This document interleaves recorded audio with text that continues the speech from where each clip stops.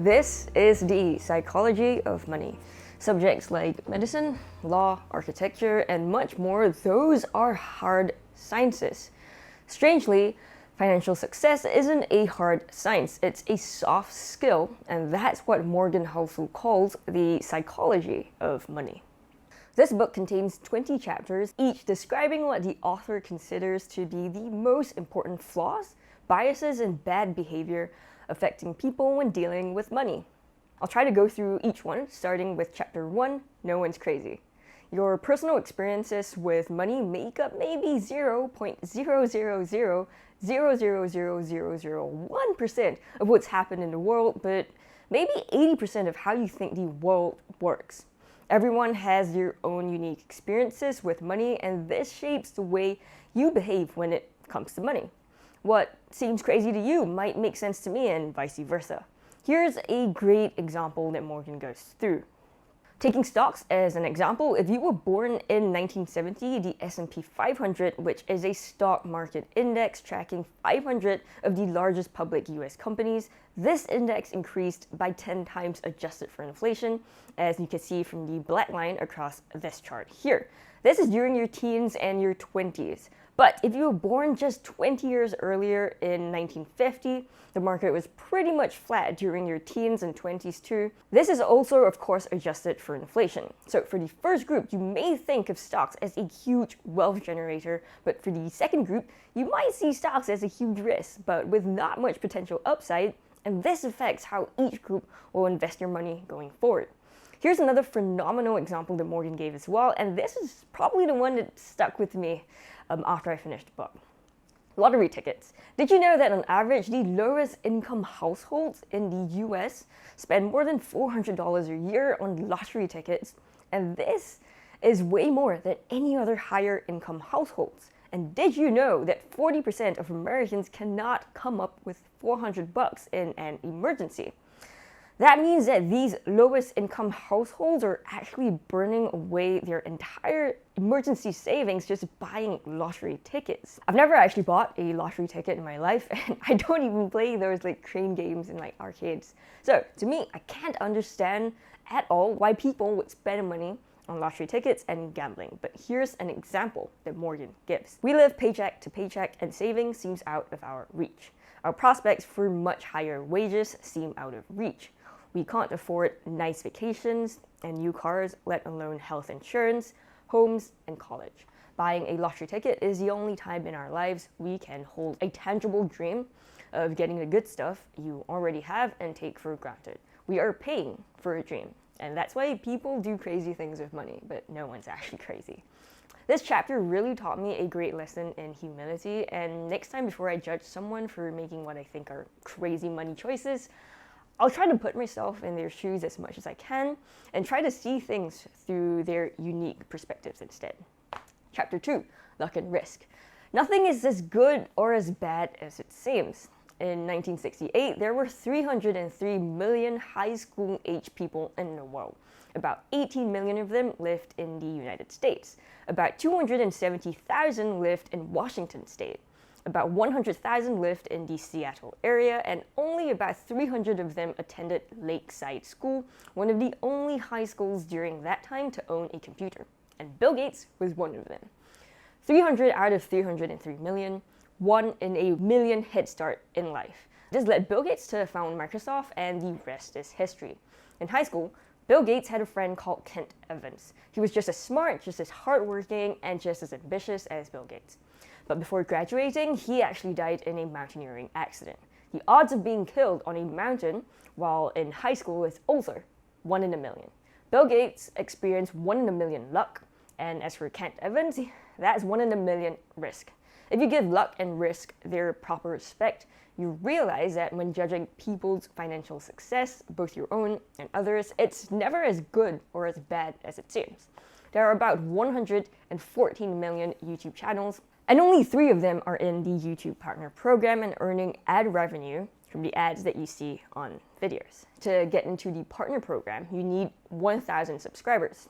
And an even smaller chunk of people have more than 10,000 subscribers and earn a decent living wage from their channel, which is kind of where I am now with my full-time YouTube channel. But to get to where I am, I quit my job and worked on my channel full-time for about 2 years. I'm born in Singapore, a pretty wealthy, developed country, so basically I kind of won what Warren Buffett calls the Eurasian lottery. That's luck. On top of that, my parents are kind of high income earners and they never really needed me to support them financially. Again, luck. I just happened to be at a good age to quit my job and I don't have kids to support, so I can live on very little, just living off my savings from my office work days. Again, luck. And sure, I actually worked really hard for many years. Since 8 years ago, I've not traveled much, and I've never taken a weekend off to rest. That did add to my success, yes, but the story would have been very different had I not been so lucky. If I had been born in a not-so-developed country, I don't think I would have been able to pay for all the business expenses I have right now. And even if I were born in Singapore, but my parents needed to rely on me for financial support, or I had kids to support, then I wouldn't have been able to quit my job. Then I couldn't have worked on my channel full-time, and it never would have gotten to kind of where it is today. And I'd still be working my office job now. Yeah. Morgan gives a few more great examples in his book. Benjamin Graham is one of the greatest investors of all time, an early mentor of Warren Buffett. But the majority of his investing success was due to owning an enormous chunk of just one stock, which broke nearly every diversification rule that he himself laid out. He also admitted one lucky break or just one extremely shrewd decision. Can we tell them apart? Another example is Mark Zuckerberg. People think he's a genius for turning down Yahoo's $1 billion buyout offer. But the same people criticize Yahoo for turning down their own buyout offer from Microsoft. Basically, here's the key lesson by Morgan. Be careful who you praise and admire. Be careful who you look down upon and wish to avoid becoming. Realize that not all success is due to hard work and not all poverty is due to laziness. Keep this in mind when judging people, including yourself. Instead, focus on specific individuals and focus on broad patterns. Focusing on specific individuals, like trying to replicate Warren Buffett's success, is what you shouldn't do. He is an extreme outlier that most of us will never become. Instead, focus on broad patterns. This means taking note of things like people are generally more happy when they have more control over their time, when they have financial freedom, and when they have defined what's enough for them. That takes us to chapter 3, never enough. Bernie Madoff actually had a 100% legitimate, completely legal company that executes trades for its clients. He earned $25 to $50 million per year, something most of us will never ever see, not even in our entire lifetimes. But it wasn't enough for him, and hence the giant Ponzi scheme. Basically, he risked what he had and what he needed for what he didn't have and didn't need. And I tend to like to hear quantifiable numbers as to what other people's enough means, so here's mine if it helps. When I quit my job to do YouTube full-time, I told myself that I'd only ever return to my job if I couldn't meet my bare minimum of enough, which is $3,000 a month from all my YouTube sources. I think I will get there by next year or this year, so it's enough for me. And I currently live on less than $2,000 a month, so $3,000 is enough for me to save a little bit of money each year. As for retirement, with a bare minimum of $1 million in the bank based on a 3% dividend or withdrawal rate, I can be financially free and retire maybe a couple decades from now. That's my enough. And of course, I eventually have to adjust for inflation and stuff like that, but I have a rough idea of what my enough is, and everything above that is just a very pleasant bonus. The biggest lesson I took away here is that there are many things not worth risking, no matter the potential gain. Things like family, friends, love, happiness, and freedom are important and not worth risking. I was earning a lot more money working in an office job than I am now, but I value my freedom, so that's not worth risking. And even though, yes, I still work hard these days, harder than I ever did in my office job, but I make time for my partner every day, I make time for my family every week, and I take time out of every day to exercise. And I never pressure myself to do more than I can each day because those things aren't worth risking for a little bit of extra money and extra productivity. That's just what I think. Chapter 4, confounding compounding. Here's a wonderful example Morgan gives. Warren Buffett began serious investing when he was just 10 years old. By age 30, he had a net worth of $1 million or 9.3 million adjusted for inflation.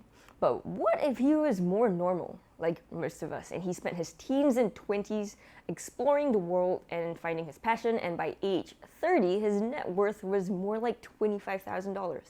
And even if he went on to earn the 22% annual returns he has been able to get, but quit investing and retired at age 60, what would a rough estimate of his net worth be today?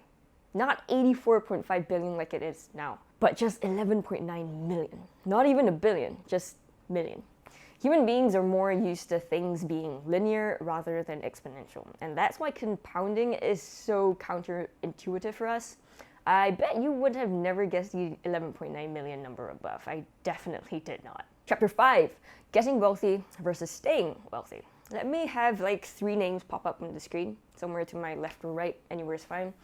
And let me know which is the one you don't recognize. Yep, if you're like me, I didn't know who Rick was. But do you know that these 3 people, they used to invest together at Berkshire Hathaway? But here's what happened to Rick. Charlie Munger and Warren Buffett weren't in a hurry to get wealthy. They just knew it would happen eventually. Rick was just as smart as them, but he was in a hurry. During the 1973 to 1974 downturn, he was levered with margin loans, subsequently got margin called, and eventually had to sell his Berkshire stock. On the other hand, Buffett and Munger didn't get mired in debt. They didn't panic and sell. They didn't burn out and quit. They just survived. Survival, that's the ability to stick around for a long time without wiping out or being forced to give up. And that is what makes the biggest difference in the world. This should be the cornerstone of your strategy, whether it's in investing, your career, or your business. YouTube isn't the only business I used to have. I actually used to rely on Google to drive SEO or search engine optimized traffic to my website. It was actually going really well last year, and I invested an unbelievable amount of money into it last year in an attempt to kind of like push it further along. I actually exhausted all of my savings trying to do so. Anyway, long story short, a few months ago, the Google algorithm changed. I got wiped, like completely. That's 30 to 40,000 gone, and that's how much I invested in it over the last few years, but bulk of it came from last year. It still makes me really sad to see what has become, but luckily, I have YouTube, which has now grown more than ever for me. If I didn't, honestly, with all my savings wiped out and all my income gone, I wouldn't have been able to stay in the game. I would have to quit and go back to my office job. So because of this business failure, and now that I've read The Psychology of Money, I've changed my mindset. I'm no longer going to just invest so freely in my business thinking that it'll always grow, you know. I came up with a new budget plan to be as scrappy as humanly possible, to not overhire, not overextend, and to build up my savings again, to stay in this as long as possible. So that's a plan, survival. And yeah, I think I'm feeling better about it than ever before. You know, I just don't really want to take any of my online income for granted because it's still kind of new, it's still kind of volatile, and it's still kind of scary. When it comes to money, there are 3 really important things that Morgan recommends. 1, more than you want big returns, you want to be financially unbreakable. You want to survive. For example, no one wants to hold cash during a bull market. But if that cash prevents you from having to sell your stocks during a bear market, the actual return you earned on that cash isn't a minimal 1% per year. It is actually many multiples of that, because preventing one desperate, ill-timed stock sale can do more for your lifetime returns than picking dozens of big winners. 2, planning is important, but the most important part of every plan is to plan on the plan, not going according to plan. Every good plan has some room for error. For example, if there's enough room for error in your savings rate that you can withstand 4% market returns instead of the projected 8%, then your plan is more valuable than if you only insist on accounting for 8% returns. Bear this in mind when planning for your retirement. And 3, you should be optimistic about your future, but paranoid about what will prevent you from getting to the future. You can be optimistic about long-term growth, but equally sure that the road between now and then is filled with landmines and always will be. Same thing as when you're starting like a business or your YouTube channel, the general trajectory will be like upwards, but yes, every now and then you will have $30,000 losses. Chapter 6, Tails You Win. JP Morgan Asset Management once published the returns for the Russell 3000 index, so that's 3,000 big public companies since 1918.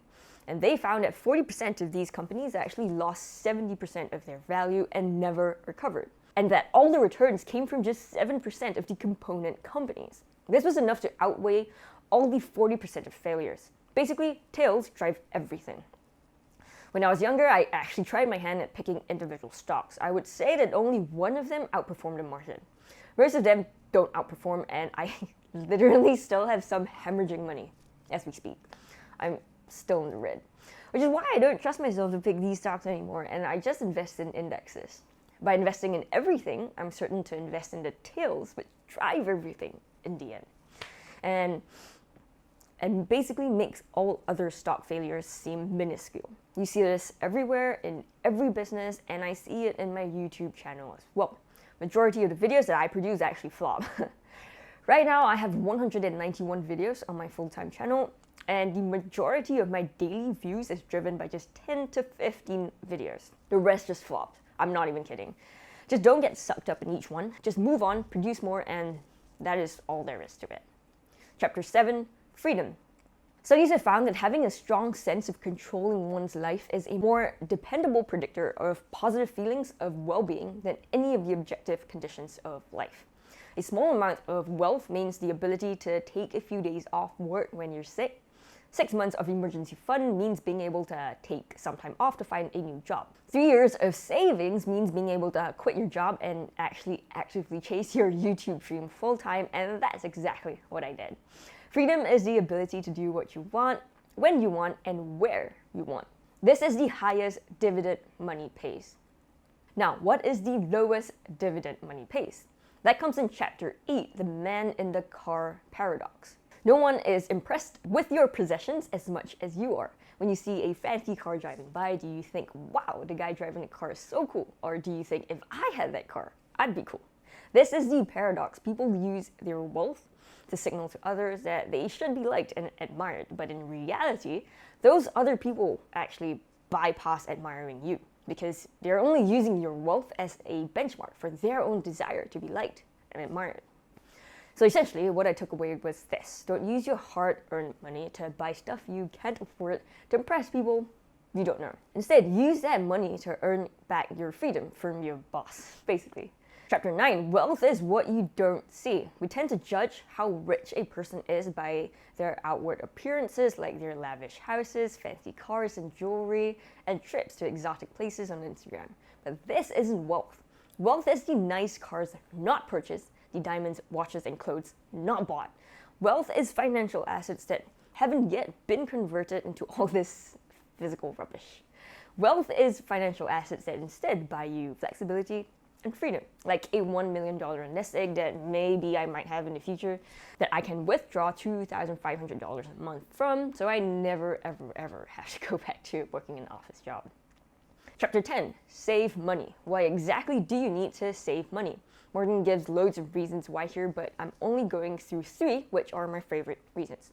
1, building wealth has nothing to do with your income or investment returns and lots to do with your savings rate. While investment returns can also make you rich, they're mostly driven by market sentiment and are out of your control. On the other hand, wealth is just the accumulated leftovers after you spend what you take in, and this is entirely within your control. 2, past a certain level of income, what you need is what just sits below your ego. This is what Morgan says, which is quite epic. So everyone needs the basics. Past that, there is a level of comfortable basics, plus a little bit more. And beyond this pretty low level of materialism, everything else you spend on is basically your ego talking. Like super fancy cars and ultra luxurious penthouse and so on. We don't need all of that, that is just our ego talking. And 3, the flexibility and control over your time is an unseen return on wealth, which is basically what we talked about in Chapter 7 on freedom. You'll find the timestamps below if you happen to skip past them. Chapter 11, reasonable over rational. The summary of this entire chapter, it goes something like this. Do not aim to be coldly rational when making financial decisions. Aim to be just pretty reasonable. Reasonable is more realistic and you have a better chance of sticking with it for the long run, which is what matters most when managing money. Here's the example I thought was absolutely wonderful. In 2008, a pair of researchers from Yale published a study arguing for young savers to have $2 of debt for every dollar of their own money when buying stocks. Of course, as you age, you decrease leverage. This study also showed that if you were wiped out when you were young, as long as you pick yourself back up and continue this 2-to-1 margin, you'll be 90% better off compared to folks who invest in life cycle funds, which is the funds that actually most of us invest in. This math checks out, but this is a coldly rational strategy. But are you going to do something like this? I know I won't. No normal person could watch 100% of their retirement account evaporate and just carry on unfazed. They quit, look for a different option, and perhaps sue your financial advisor. Reasonable over rational. This doesn't apply just to money, it applies to many other things too, like the businesses that you start. Let's say you have two options, two ideas here when starting off a YouTube channel. One of them is on business and finance. You've done your competitor research to know that it's a super profitable niche, but you don't quite love it. You only want to do it because of the money. The other idea you have is for a book summary channel. Not quite as profitable, but you love it. Which should you choose? I highly recommend going for the latter. Why? Because even though the first channel makes more money on paper, YouTube is freaking tough, man. You need to stick with it for not just weeks, but months and years. And when you realize that you need to pump like 20 hours of time into it every single week on top of your full-time job, you're gonna quit because you don't love the topic. I say this coming from experience because this was exactly what I did. I gave up like after 5-10 videos and the channel was never to be seen again. But I've loved books since I was a kid and I've been reading, sort of like reading self-help for the past 10 years. On and off, yes, but I still love it. And even if this channel takes like 1, 2, maybe even 3 years, I still want to be here because I love it. That's the more reasonable choice here. Chapter 12, surprise. When it comes to investing, having a deep appreciation of history helps us calibrate our expectations, study where people tend to go wrong, and offers a rough guide of what tends to work. However, it is not in any way a map of the future. Why? Because investing isn't a hard science, unlike other subject matters like geology, meteorology, and medicine. Investing involves a massive group of people making imperfect decisions with limited information about things that will have a massive impact on your well-being. Which makes even smart people nervous, greedy, and paranoid. What happens if you do decide to rely on history too much when it comes to investing and money? Well, there are two main big negative impacts that Morgan Housel highlights in this chapter. One, you'll miss the outlier events that move the needle the most. Here are some great examples that Morgan gives. The Great Depression, World War II, the dot-com bubble, September 11th, vaccines, antibiotics, and so goes the list.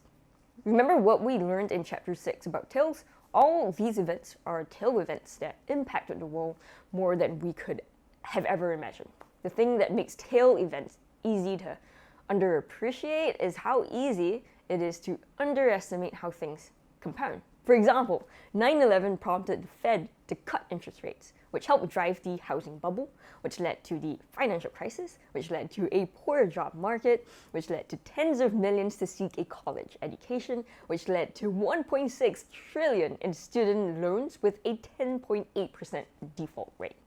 It's not intuitive to link hijackers on a plane to student loans, but that's what happens in a world driven by a few outlier tail events.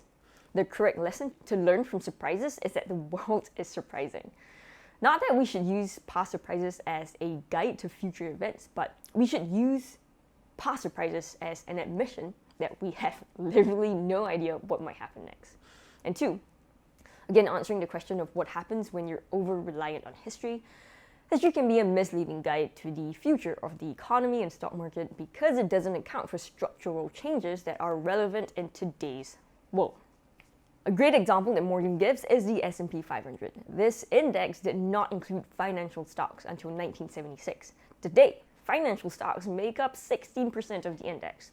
Technology stocks were virtually non-existent 50 years ago, but now they're more than 20% of the index. Basically, things change. Overall, here's the lesson to take away. The further back in history you look, the more general your takeaways should be. General things like people's relationship to greed and fear, how they behave under stress. History is useful for that kind of stuff, but specific trends, specific trades, specific sectors, specific anything, these are always changing, and it's dangerous to rely on this to try and predict the future. Now, how exactly should we plan for the future then? That's what Morgan goes through in the next chapter, chapter 13, Room for Error. The summary for this chapter goes something like this. Planning for the financial future with room for error in mind lets you endure a range of potential outcomes and lets you stick around long enough to reap the maximum amount of benefit. I've highlighted the keywords here: endure a range of potential outcomes and lets you stick around for long enough. Here are a few great examples that Morgan gives in this chapter. When Microsoft was a young company, Bill Gates wanted to have enough money in the bank to pay a year's worth of payroll, even if there were no payments coming in. As for myself, when I quit my job to do this YouTube thing full-time, I knew it would take a minimum of 2 to 3 years for this thing to bring in any meaningful income. So I saved up 3 years of expenses in cold, hard cash, just in case no money came in. On top of that, to account for a little bit more room for error, I also had 3 extra years of expenses in bonds that I was prepared to liquidate anytime so that I could keep grinding on this YouTube thing. And if that failed as well, I actually have already reduced my expenses to the absolute bare minimum, and I can easily find a minimum wage job to cover everything easily. I'm very thankful it never came to that. I did exhaust my cash savings, but I didn't have to touch my bonds at all, and I've never had to find extra work. I could have been overly cautious maybe, but this gave me peace of mind knowing that I had this extremely long time horizon that I could survive for. So this was really good for my mental health over the past few years when I was working full-time on this. When running a business, this is the example Morgan gives. Warren Buffett pledged to Berkshire Hathaway shareholders to always run Berkshire with more than ample cash. When forced to choose, he would not trade even a night's sleep for the chance of extra profits. That's room for error. When it comes to investing, you have to plan for volatility. Can you survive your assets declining by 30%? On a spreadsheet, maybe yes, but can you take this mentally? Your confidence may become shot at the very moment opportunity is at its highest.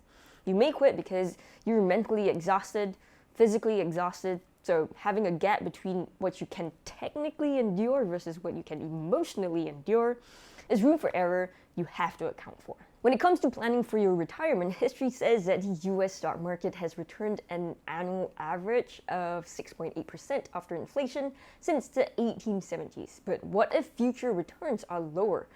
What if your target retirement date falls in the middle of a brutal bear market? The solution is simple. Use room for error when estimating future returns. A good rule of thumb is to assume future returns will be 1/3 lower than the historic average. This forces you to save more, and that's your margin of safety. This is a little bit of a long chapter, but there are 2 more things to avoid when planning for the future. First, avoid optimism bias in risk-taking. Basically, have an attachment to favorable odds when the downside is unacceptable in any circumstances. A great example Morgan gives is Russian roulette. The odds are technically in your favor, 2 to 1, but the downside is you dying, which is obviously unacceptable. In money, there's leverage. The odds are that in a bull market, your money goes a lot further, but in a downturn, the downside is that you're gonna be financially ruined after all the margin calls and everything. So avoid optimism bias. And second, avoid single points of failure. The biggest single point of failure with money is a sole reliance on a paycheck to fund short-term spending needs with no savings to create a gap between what you think your expenses are and what they might be in the future. Basically, if you live paycheck to paycheck with no savings and then you lose your job, that's a single point of failure. Or if you don't lose your job and you suddenly have a huge medical emergency that you don't have insurance for, that's also a single point of failure. So yeah, when planning for the future, have these 3 points in mind at all times. It'll help you sleep better at night. Chapter 14, you'll change. The end of history illusion is what psychologists call the tendency for people to be keenly aware of how much they've changed in the past, but to underestimate how much their personalities, desires, and goals are likely to change in the future. So young people pay good money to get tattoos removed that teenagers paid good money to get. And middle-aged people rush to divorce people who young adults rush to marry. People change a lot. As for myself, when I was a teenager, I wanted to be a marine biologist. Then when I had to choose my major in college, I realized that there was actually no industry for marine biology where I live. So I went to law school instead. I spent 4 years getting my law degree and another year training and getting called to the bar, during which I realized this totally sucks. I hate it so much. That was when I kind of disappeared down the rabbit hole of financial independence, retire early blogs. So I started one myself when I was working my office job. The plan was to save up enough to retire by 45, but I was like, no, I can't do this for another 20 years. So I quit my job to work full-time on my own blog. Then I realized after a while, this blog isn't working. So I pivoted to YouTube, and the rest is history. But yeah, I couldn't have foreseen how this would have all evolved over time. I've never wanted to be a YouTuber, like never, because I'm just so much of an introvert. That's why my first channel was like a sort of faceless channel, because I never really wanted to show my face online. But the opportunity now, I realize, is on YouTube, so that's why I had to pivot and put myself out there. Now, as an online content creator, honestly, I don't really set my goals in stone anymore. I just kind of follow the flow and see where it ends up. Every year comes something new I could not have imagined 1 year ago. Just this year alone, my goal was actually to go even more all in on my full-time channel. But that wasn't the case. I've actually since started 2 new channels and another side hustle, which I could not have foreseen in the beginning of the year. So yeah, you'll change. I think the first mental model here is to just assume that things will change, especially if you're an entrepreneur. It always just changes, and at least in my experience, literally nothing goes according to plan. 2 other points that Morgan points out are these. 1, always avoid the extreme ends of financial planning. One extreme is living on very, very little, on a very low income, and the other extreme is choosing to work endless hours in pursuit of a high income. Both are likely to become enduring regrets because of the mere fact that you'll change in the future. So instead, aim at every point in your working life to have moderate annual savings, moderate free time, no more than a moderate commute, and moderate time with family. This increases the odds of being able to stick with the plan and avoid regrets. And 2, come to accept that you are likely to change your mind in the future. Some of the most miserable people he's met are people who stay loyal to a career only because it's the field they picked when deciding on a college major when they were 18 years old. Instead, avoid sunk costs. Avoid anchoring future decisions to past efforts that can't be refunded. Chapter 15, nothing's free. Holding stocks for the long run is easy when everything is going up and compounding, but super difficult when everything just comes crashing down. If you want to earn an 11% annual return over the next 30 years so that you can retire in peace, this doesn't come free. The price is a never-ending taunt from the stock market, which gives big returns and then takes them away just as fast. Dividends from the Dow Jones Industrial Average returned about 11% per year from 1950 to 2019. But here's the price in this chart. The shaded or gray lines in the chart show when the Dow Jones was at least 5% below its previous all-time high. Most of the chart has been shaded, so it's actually been slightly down more than it has been slightly up. That's the price of market returns. Most people try to avoid paying this price by trading in and out of the market. They try to sell before the next recession and buy before the next boom. But since no one can accurately predict any of this, the next recession or the next stock surge, their market gains almost always underperform compared to a buy and hold strategy. Nothing's free. You have to pay the price before you get the returns. Chapter 16, you and me.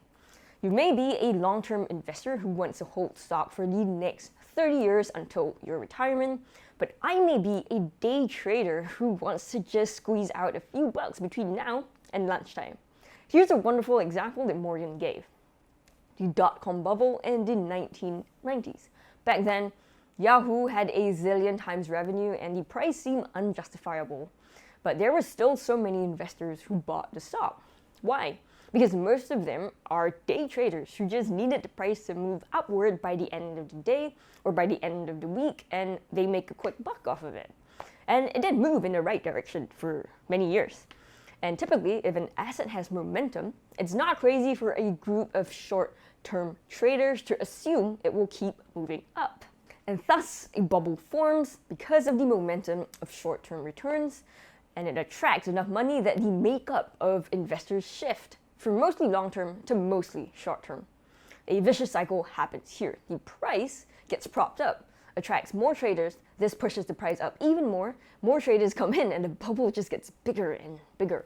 Then long-term investors come in and buy the stock at the inflated price, thinking that somehow everyone else knows something that they don't, and they want to make a profit too, and not knowing that the day traders are just going to sell at the end of the day, week, or month. And if the sell-off is big enough, the bubble pops and people get hurt. The summary here is that few things matter more with money than understanding your own time horizon and not being persuaded by the actions and behaviors of people playing different games than you are. Chapter 17, the seduction of pessimism. This chapter goes through many different examples of why people are more drawn to pessimism rather than optimism, especially when it comes to things like finances and money, because money is such a fundamental part of each one of us and affects every single one of us. Here's an example. If you see two news articles, one says that the stock market's going fine, it's increased by 150% over the past 5 years, progress is happening as usual, and the second article says that the stock market is predicted to plunge by 30% over the next few months. Which one would you pick to read first? Exactly. Growth, like increases in the stock market or growth in your business, takes a long time. It takes years, even decades, and usually go unnoticed by most. Declines, on the other hand, are shocking and attract a lot more attention. What I took away from this chapter is this. Most of the time, or even better, all of the time, when it comes to investing at least, avoid the doomsayers. They will always be around. Instead, recognize that growth takes years and years. And if you want to be in the market, there is a price that you have to pay. That's volatility and loss amid the long backdrop of growth. Chapter 18, when you'll believe anything. When it comes to investing in money, people love to cling to stories and narratives, even if they're not true. So Morgan highlights these two things to keep in mind about a story-driven world when it comes to money. One, the more you want something to be true, the more likely you are going to believe a story that overestimates the odds of it being true. Like Bernie Madoff's Ponzi scheme. We want that to desperately be true so that we can be rich. So we'd fall for his too good to be true story of humongous outsized returns. It may look obvious in hindsight, but not all the time. And two, everyone has an incomplete view of the world, but we form a complete narrative to fill in the gaps. Basically, you don't know what you don't know, and what you think is true might not be what someone else thinks is true. That's why stock market forecasting is so hard, because you are the only one in the world who thinks the world operates the way you do. When you make decisions for reasons that I can't understand, I might follow you blindly into a decision that's right for you and disastrous for me. That's what we talked about in chapter 16. Chapter 19 altogether now is a summary of general trends and recommendations that we've learned so far in this book. Remember that when it comes to money, general trends are much better wisdom than specific ones, and with that, here's everything that Morgan talks about. Feel free to pause the video anytime now if you want to take a more detailed look at what he says. 1. Go out of your way to find humility when things are going right, and forgiveness and compassion when they go wrong. 2. Less ego, more wealth. 3. Manage your money in a way that helps you sleep better at night. 4. If you want to do better as an investor, the single most powerful thing you can do is to increase your time horizon. 5. Become okay with a lot of things going wrong. You can be wrong half the time and still make a fortune. 6. Use money to gain control over your time. 7. Be nicer and less flashy. 8. Save. Just save. You don't need a specific reason to save. Just save. 9. Define the cost of success and be ready to pay it. 10. Worship room for error. 11. Avoid the extreme ends of financial decisions. 12. You should like risk because it pays off over time. 13. Define the game you're playing. 14. Respect the mess. Chapter 20. Confessions, or how Morgan Housel manages his own money. When it comes to savings, his main goal is to have financial independence, or basically having enough money that you have complete freedom over everything and every day. He consistently has a high savings rate and lives below his means in a moderate lifestyle. Not too low, but not too high at the same time. Just moderate. He doesn't give in to lifestyle inflation at all, despite his increasing income, and every dollar of raise goes to what he calls his independence fund. He owns his own house without a mortgage and keeps about 20% of his assets in cash. Extremely conservative and not the most rational thing to do on paper, but remember, be reasonable, not rational. Do what helps you sleep better at night. When it comes to investing, every stock he owns is a low-cost index fund, and it's a combination of US and international stocks. He also just invests whatever is left over after he spends with no set goal. And all of his net worth is a house, a checking account, and some Vanguard index funds. But of course, at the end, to each their own. No one is crazy. If you enjoyed this book summary, check out this ultimate book summary on the screen somewhere here, because I'm planning to read more personal finance books and kind of like collate them into one big video. It will be somewhere here when it's done, but it'll take some time because I have a lot of reading to do. Until then, thank you for watching this video, and I'll see you in that one.